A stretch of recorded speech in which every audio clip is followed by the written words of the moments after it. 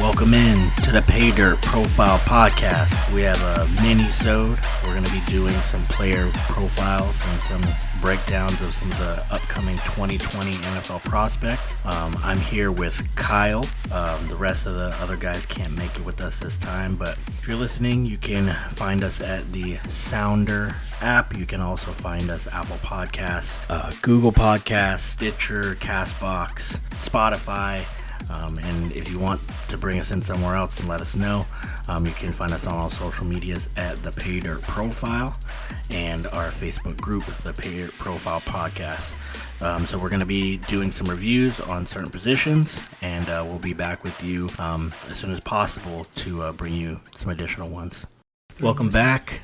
We're diving into a player profile on running back Clyde Edwards Helaire from Louisiana State University. Edwards Helaire comes in at about 5'8", about 215 pounds. He's a smaller guy. He's more compact though. He's definitely not wispy by any stretch. Edwards Helaire kind of made his hay on this historic LSU offense. He rushed for 1,400 yards, 6.6 yards per carry, 16 touchdowns. He had a whopping 55 catches, 453 yards, and a touchdown. The catch total is largely a product of checkdowns in this wide open offense, but it still remains to be seen. That's more catches than you would see a large amount of running backs in college get in their entire career. So definitely a feather in his cap.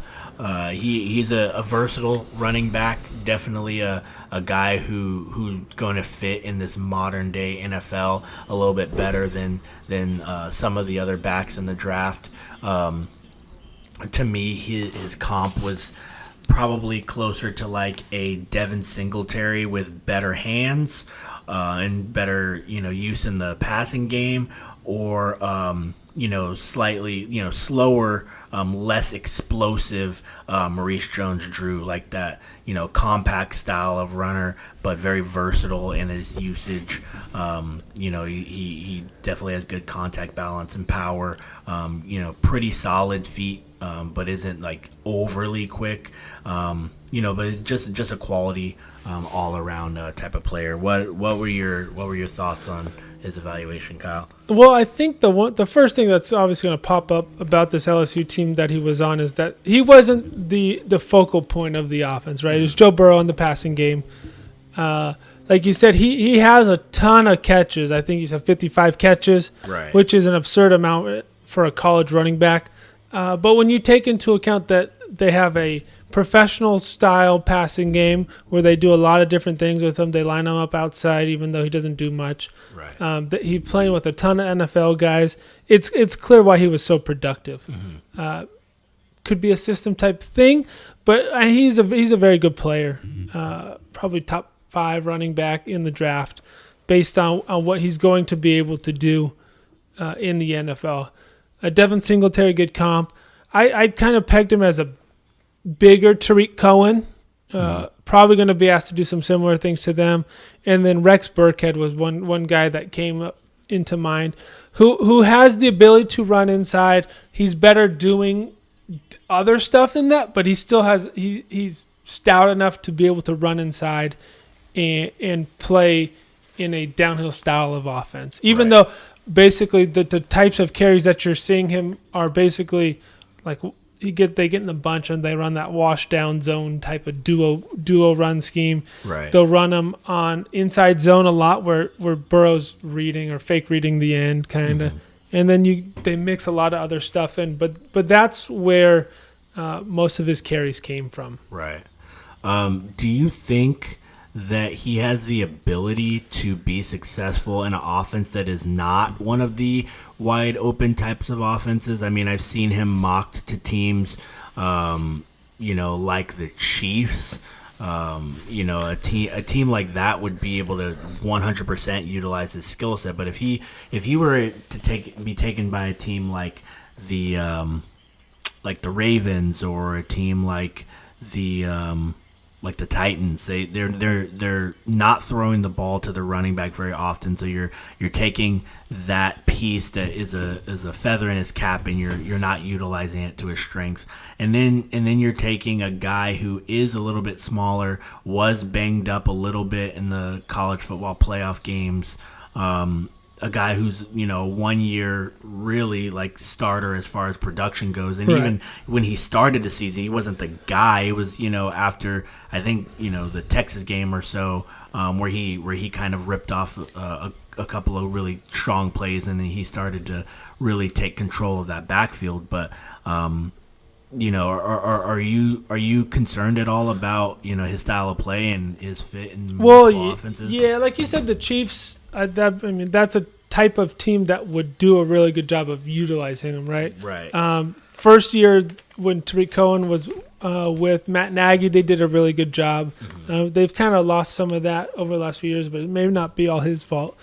But yeah, teams that like the Titans, who are just gonna line up and run you downhill, the Vikings, bad fit, right? Right. That's just not the type of football that he's going to be able to play at the next level. The concerning, when I watched some of his highlights, right, you go and you look, and he ripped off 3 touchdowns against Arkansas, who's god awful, mm-hmm. right, worst team in the SEC.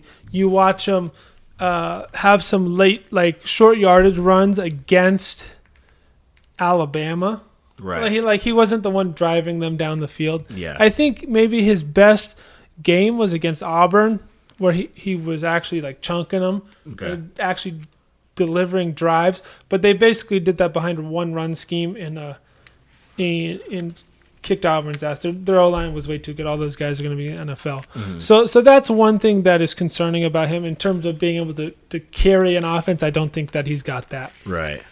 And I tend to agree. Like when you're looking at guys that are drafted early, we talked a little bit about it in our receiver profiles, that you have to be able to win in multiple schemes, and if you can't do that, or if that's something that I can't really project for you strongly, then it's something that I have to take into consideration. With a guy like Jonathan Taylor, he's not as good as pass catching as Clyde Edwards Helaire, but I can look at the track record and say, like, I can give Jonathan Taylor a heavy workload and he's not going to break down. Right. I can give him a heavy workload and he's going to be able to grind out yards and also make the big play. Like, I don't know. What do you think is Edwards Helaire's career long going to be in the NFL? Like, it'll probably be. Yeah, everybody breaks out for runs here and there, but like, would you bet that it's over 50 yards? No, because he doesn't have that type of speed. Right. He ended up running, I think it was like a 4.6 flat, yeah, 4.6 something. Not anything impressive. Right. And his runs are late game runs where they kind of, they're whacking people, or they kind of just have worn people down. Yeah. But you look at his game log from this year. His highest carry total was against Ole Miss. Mm-hmm. He had against Auburn, he had 26, which basically they found one scheme that really worked for them that game. Right. But but real quick, I do want to give him credit in that game though, because you're looking at Nick Coe, Marlon Davison, Derek Brown. Like, you had some pretty decent dudes on that line, but a lot of those guys are more strong than quick. So if you did, like you said, find one scheme and run that against them, then you might have been able to beat them at their weakness. So I want people to know that we're acknowledging that is a good O-line, but like you said, they found a scheme that really worked. So when it comes to that evaluation, you can't just look at like, oh, this O-line, this D-line is really stacked and he went really well against them. So, we're not omitting that. We're just stating that they beat them in a way that might have been a weakness for their D line. Right. So that was obviously one of his good games. And then I think the one that kind of really propelled him was the Bama game. Mm-hmm. 3 touchdowns and he looked really good. Yeah. Right, against a Bama defense that was not as good as it's been. Right. 20 carries, 103 yards, 3 touchdowns. It's funny that you mentioned how long is his longest run in the NFL going to be. Yeah. Against a better defense, his longest run was 18 yards. Wow. Right, so it was a lot of grinding, but if you're averaging 5 yards a carry like that, your O-line is doing a pretty good job. Right. He's not 5 making yards a carry people with miss. no Right. big time Right. carries. Yeah. And then you watch him against Georgia, 15 for 57, 20-yard long. Mm-hmm. And then Clemson in the championship game, a very good average, 16 for 110, 25-yard long. Mm-hmm. But at no point was he the guy that was absolutely dominating that game. Right. I think that as far as team fits, like him playing with Detroit, they want to copy New England basically in every way, shape, or form. Right. And Kerryon Johnson has publicly stated that he's not a workhorse, get the ball every down type of running back. So if you can keep him healthy by having Edwards Helaire there, I think that really helps carry on out as well as their offense. Also, I think the big hot button right now is this is longer than 18 yards. No, that wasn't as long, but that was against Florida. Yeah. The big hot button right now is him going and playing at Tampa with Tom Brady as like the Danny Woodhead type running back, James White type to their offense. And then I think another one. What did I have? The Bills or the Dolphins. I mean, the Bills have Singletary, who's very similar stylistically, but they haven't really used as much in the passing game, basically to get a clone type running back, but one you can use a little bit more in the passing game. You can basically run your offense however you want to with the same guy on the field at all times. Right. And then also the Dolphins, they picked up Jordan Howard. So, if they're assuming that they can get 1 to 2 seasons out of Jordan Howard, maybe they go the route of getting a more pass-catching type of running back, and then they just every couple of years draft a pounder guy late or pick up some free agent, off the scrap heap pounder guy to take that type of role. So I think any of those teams could be dark horse candidates. I know that the Tampa Bay one is the hot button right now. What teams do you think could have Edwards Helaire? The Detroit thing is interesting, but also where are you going to get him? He's not a top of the second round type of guy. Right. But you go find another pick for them, top of the third. Yeah. I mean, he might not be there. He might not be there. I see him kind of as someone's going to take him middle of that second round, I think, and try to be able to utilize him a little bit. So then you got to figure out where it's going to be. Right. Philly has the ability to use them, but I don't think that's it. Baltimore's not going to use them. Miami's there at 56, which is probably a pretty good landing spot. Mm-hmm. Minnesota is a no. Seattle, probably not. Green Bay, they can't figure out who their best running back is regardless. Oh, my God, right? That's another topic. So, he could be there at 67, top of the third. That'd be Detroit. Mm-hmm. You could actually... Cincinnati at 65 as a Gio Bernard replacement. Yeah. But Joe Mixon is really good. Yeah. And Gio has lost a lot of touches lately, last couple of years. Mm-hmm. He had a couple really good years. Mm-hmm. He's super underrated too. Oh, yeah. I feel bad for Gio Bernard because he came in during that lull of running backs don't matter, and we're refusing to take backs early. And then there were 2 seasons of poor running backs where people said, see, this is why you shouldn't take running backs early because they're not good. And it was like, well, no, this was a down year for running backs. Gio Bernard was taken in the second round, where he should have gone regardless. Right. And he's a quality NFL starter, quality all-around type of guy. And, I don't really think stylistically they're the same, but they could be used very similarly. Right. I'm glad you brought him up because Gio Bernard is a very underrated type of player that could, he can definitely model his game after Gio. Right. So Gio Bernard's a career 4-yard of carry guy. Yeah. He's not getting quite the attempts. His career high was his first season in rush attempts, 170. Right. He rushed for 700 yards on a not very good team. But you're going to look at his receptions. He's in the 40-ish receptions right per year. As a secondary 400 or 500 catches. Like that's probably going to be a very good representation of what Helaire can do. Right. And not stylistically, like you said, a good comp because they don't play the same. Right. But they can do a lot of similar stuff. Right. In terms of the route running. Yeah. And I think I talked about my comp for him, Maurice Jones-Drew with less pop, less the pure speed and athleticism. Right. Or Devin Singletary with plus usage in the passing game because he has really solid hands. There's a lot of times he's catching balls away from his frame where it's like route running ability wise. He looks like Sproles sometimes when he runs some of those option routes. His feet are so quick. His route running is very nice. Right. And but along the Darren Sproles stuff, we talked about this. Is this guy a future 2-time All-Decade player?